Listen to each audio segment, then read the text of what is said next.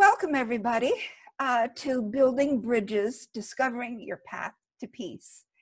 I'm Maxine Silva, your host, and we're airing from Halifax, Nova Scotia, Canada.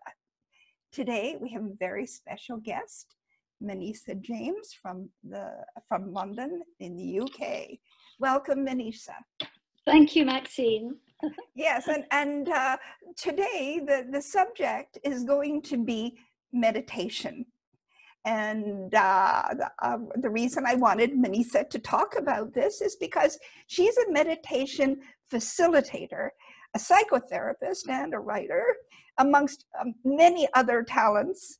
And she's worked in general psychiatric nursing and midwifery. All right, so welcome, Maneesha. And I think that you're able to tell us more about you than I can. So please, let us know, what is it that got you into meditation in the first place? In brief, I had done a course in general nursing but then became very interested in the internal world. I'd originally planned to, as I qualified, to do midwifery and infant welfare, and then go to India, to Calcutta, the most impoverished place I could think of on the earth, to start saving people. And then my interests just, something changed in me. I became more interested in the internal and more interested in a philosophical question rather than a practical one of how do you save people from poverty. It was more, what is happiness? What makes for happiness? Because I saw, I wasn't getting answers from around me. For example, I remember a very sick patient, very, very sick, in pain, immobilized, who was just always cheerful, just a loving, grateful, and a staff nurse who had everything going for her. She was intelligent, attractive, had money, was popular, and she at one point tried to commit suicide. And this juxtaposition of people in my life at that time in the ward, the nursing, really impacted me strongly. And I thought, if happiness is not to do with our circumstances, what is it? So I became drawn to psychiatry and then went to England from Australia to study psychiatric angle. And over that 18-month course, became very disillusioned with psychiatry. I thought the answer to my quest for what was happiness lay in the mind. And I found that it certainly doesn't. It's neither in the material or the mental. And at that time, this is the early 70s in London, it was a very exciting time to be here. The humanistic growth movement had just taken off. And so there are all sorts of alternative therapies happening, which I plunged into after my disillusionment with psychiatry. Mm-hmm. So I thought it was more, I was going to find the answer through feeling, the whole world of feeling, which was the humanistic growth movement was very much about.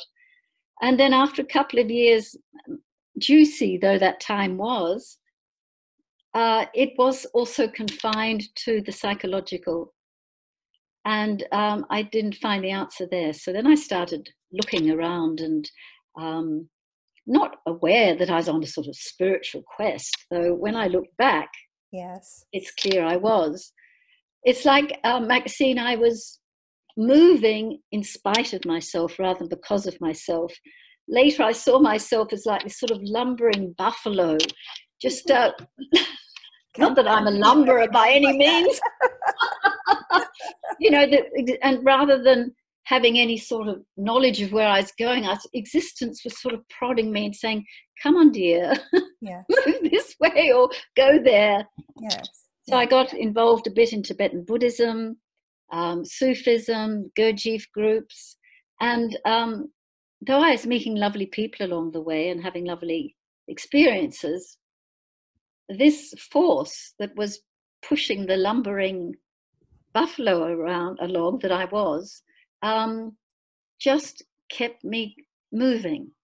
Well, you know, talking about psychological aspects of what you were doing, you had a most amazing experience with Sigmund Freud's daughter.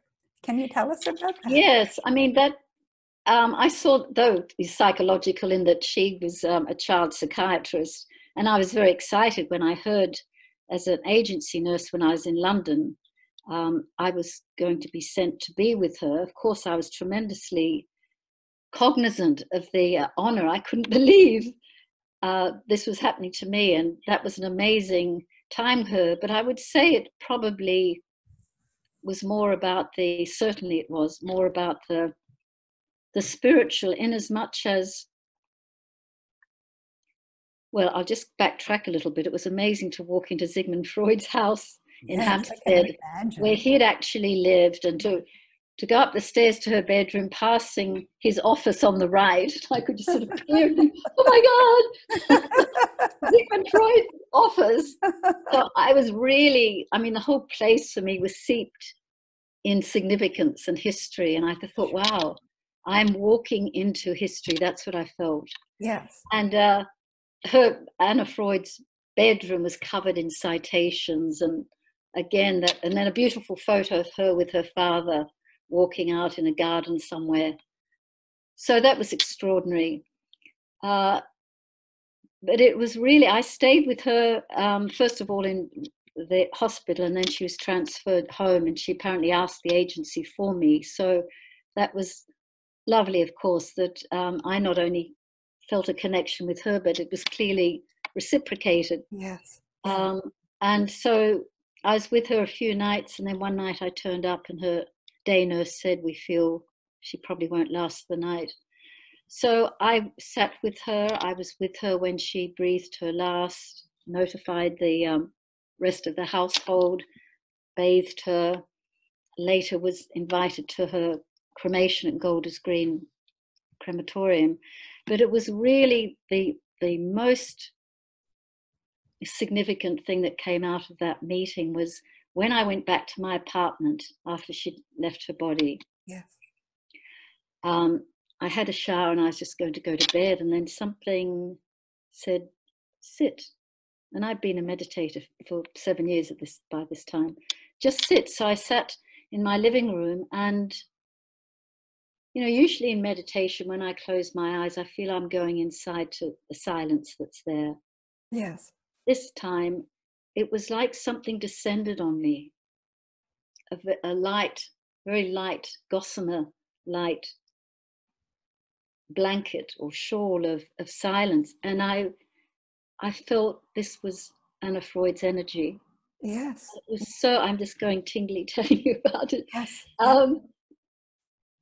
And I was bathed in it. I was covered in it. And that really made a deep, deep impression on me. I sat there in meditation for, I don't know, an hour and a half, couple of hours. And as I say, I felt it wasn't my silence I'd gone into, but I was surrounded by the silence of somebody who'd left their body. And that made me feel, wow, if dying can leave behind this sort of energy, which suggested to me that she, whatever the consciousness or whatever it was, if she could have left in such a beautiful space, and as far as I was aware, she wasn't a meditator, wow, how much potential death has that's completely, as far as I'm aware, unexplored, unacknowledged by most people. Very true. And, you know, I'm getting chills as you're relaying this story. And I believe all that to be true, quite frankly. Yes. And, but, you know, also, when I found out that you had worked with the Indian mystic Osho, I was totally enthralled, because when I was living in Bali is when I was introduced to his memory at that time, and I was enthralled.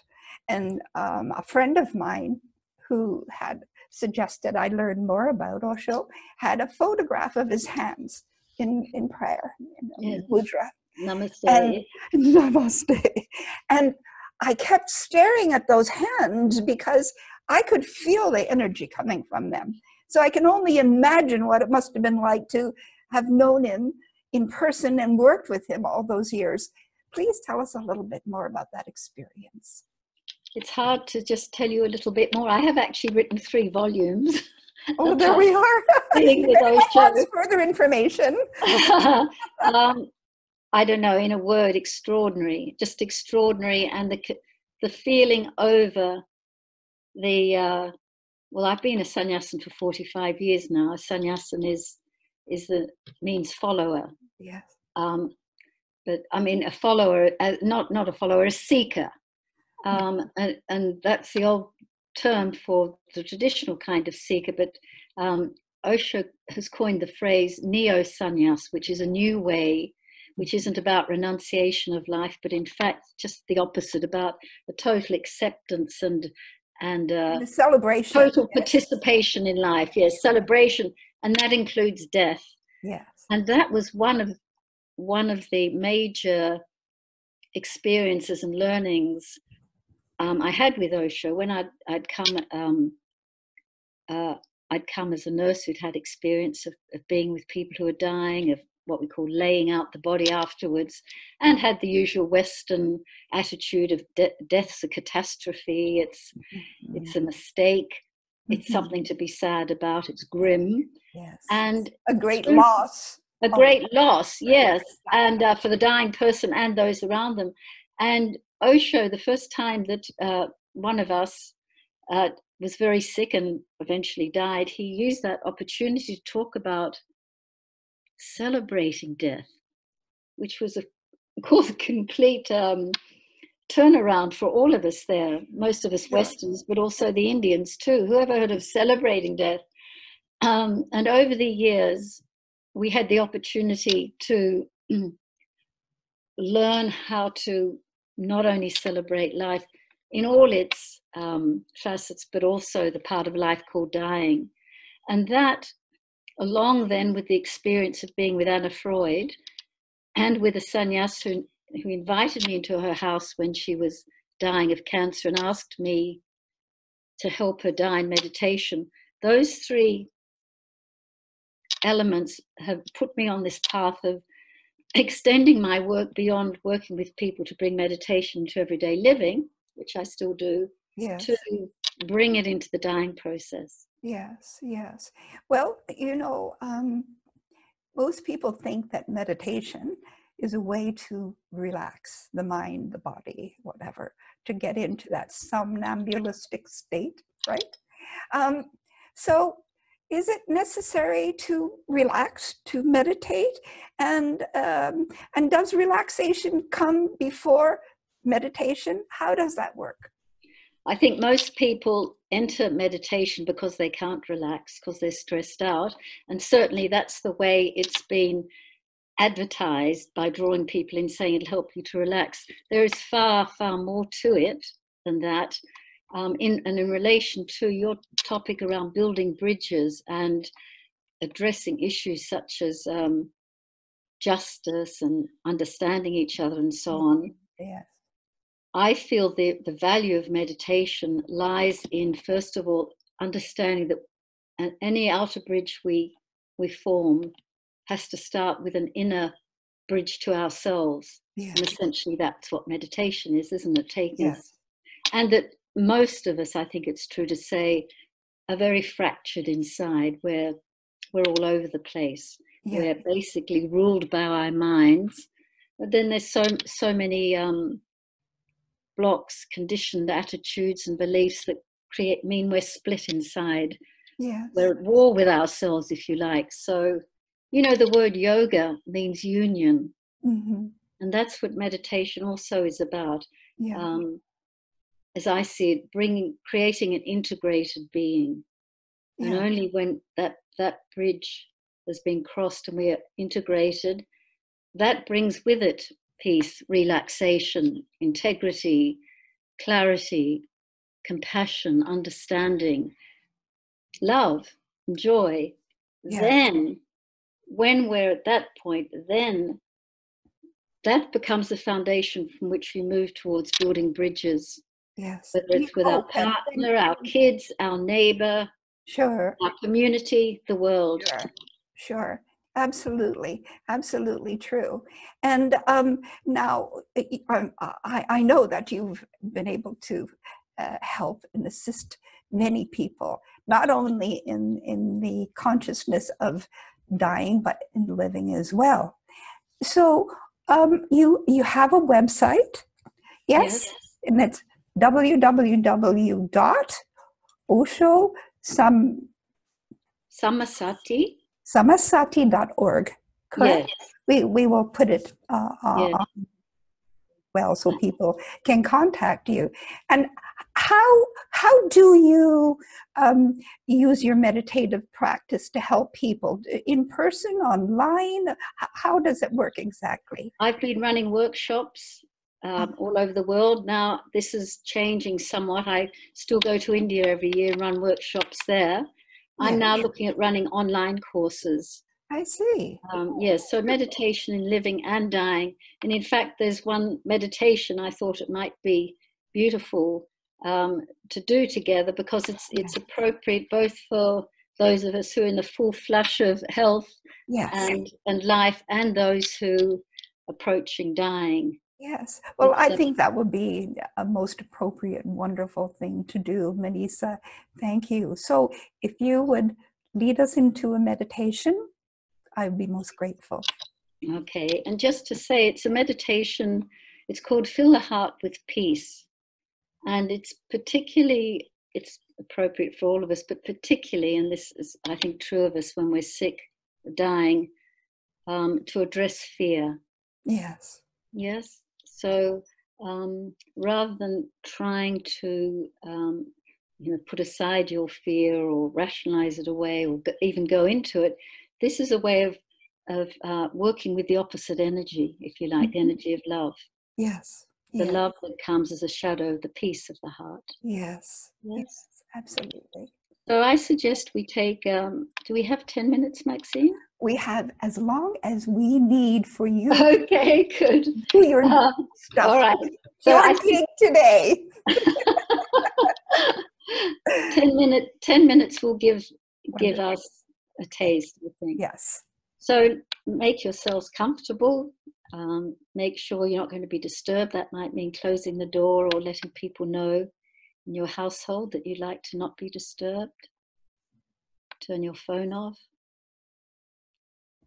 And it's good to perhaps do it this first time anyway, sitting up, so that otherwise there's a tendency to fall asleep if we lie down. So make sure you're comfortable, maybe with your back against a wall, or I'm getting in position, Maneesha. Yes, sitting in the chair. And when you're ready, allow your eyes to close. So in the first step, we're simply going to relax our bodies. So there's many different relaxation methods. You might have your favorite. Otherwise, I'll suggest that we simply start by bringing our awareness to our feet. And breathing at your own pace. As you breathe out, feel that you're sending very gently, sending your out breath into your feet.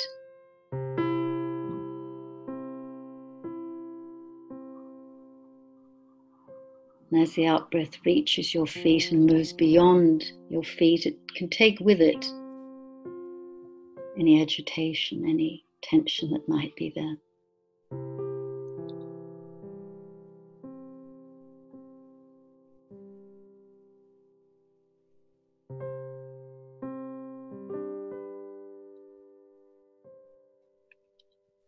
And then the legs, from the thighs, the knees, lower legs, ankles.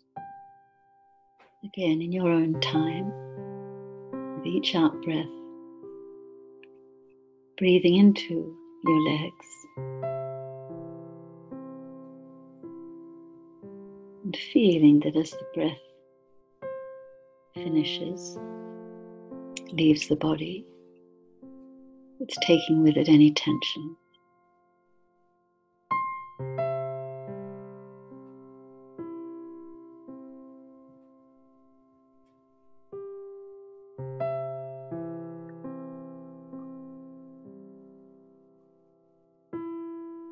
And when you're ready, moving up to the belly and the genitals, inviting your out-breath to move into your belly, your genitals, taking with it, in a very gentle way, any holding, any tension that might be there.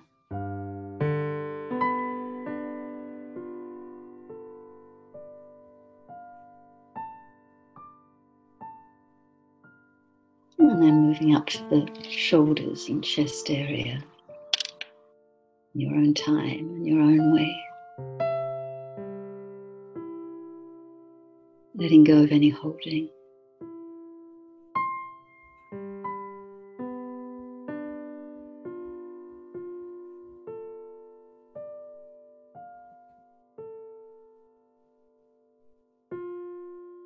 And then bringing awareness to the arms, upper arms, elbows, lower arms, hands. Breathing at your own pace. Just feeling the out-breath moving into your arms, taking with it any tension.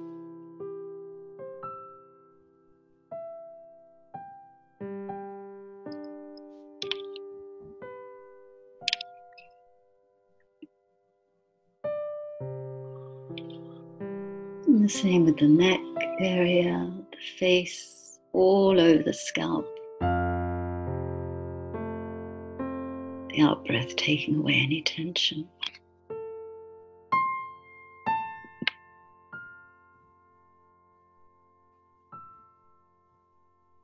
And finally, down the back.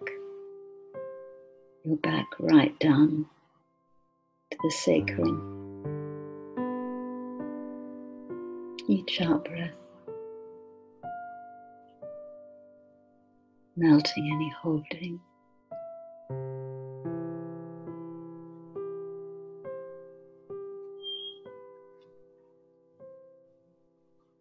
With the body very relaxed now, as relaxed as it can be, bringing the awareness to the center of the chest, to the heart center.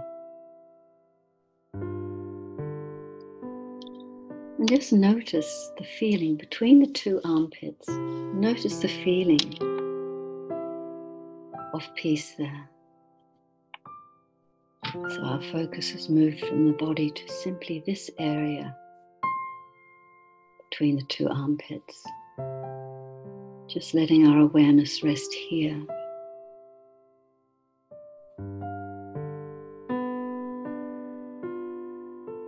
The magic, the alchemy is that the more our awareness rests here, the deeper becomes the feeling of peacefulness.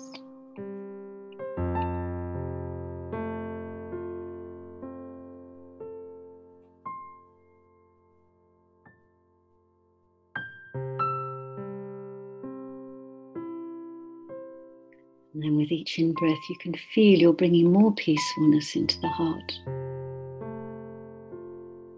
And with each out-breath, relaxing more deeply into the increasing feeling of peacefulness.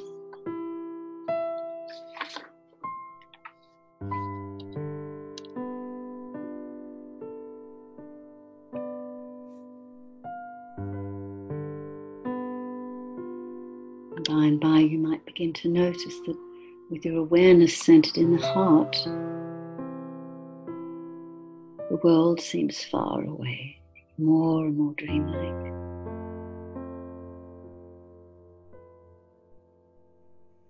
And as the peacefulness becomes more profound and more expanded, look around inside and see, is there any limit to this feeling of peacefulness?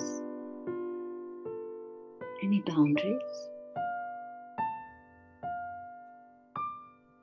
And if you notice any boundaries, allowing them to dissolve.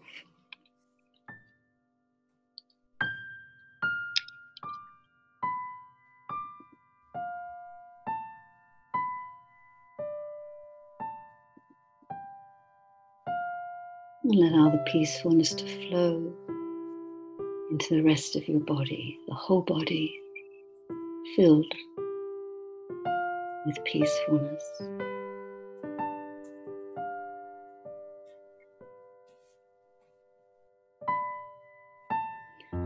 And in a moment, I'm going to suggest that you open your eyes and look around the room. If there's someone else in the room with you doing this meditation, look into their eyes and see if you can do that, still staying connected to the peacefulness inside. Or if there's nobody else in the room, just a vase of flowers or some other object, look at those flowers, staying connected with your own inner space.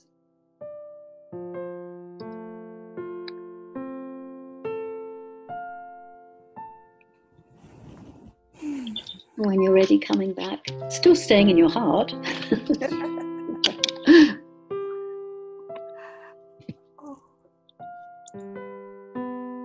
So that maybe has given you a little taste of the potential that's there inside, untapped for the most part. Yeah. But that it is right there anytime, and you can take longer or even shorter, and by as you know the path. Yes. First relaxing the body, then going here. You can do it anywhere. You can do it in the car at the traffic lights, or commuting to work in a train, or stand in the queue in a supermarket. Yes, exactly, exactly. And it is that inner peace that will make the difference individually and collectively in this. Totally. Because Maxine, when we're at peace with ourselves, we're not looking to be angry with others. If you're happy, you want other people to be happy. So that's why my contention is it all needs to start internally. Yes, absolutely. And we have the power, each of us, to do that. That's right, good news, isn't it? It's inherent, absolutely. It's beautiful, beautiful. I thank you so much, my dear friend, today. Thank you, Maxine. And lovely. Anyone who wants more information about Maneesha and her wonderful work, we've posted at the bottom of the screen her website and contact information. And I want to thank you, my dear friend, for today. We went through a lot to get here with a lot of glitches. We did it. We did it. Yes. We did it. So from over here in Halifax on the other side of the Atlantic, namaste, my friend. Thank you, namaste, and all the best, Maxine. Okay. Lots of love. Bye.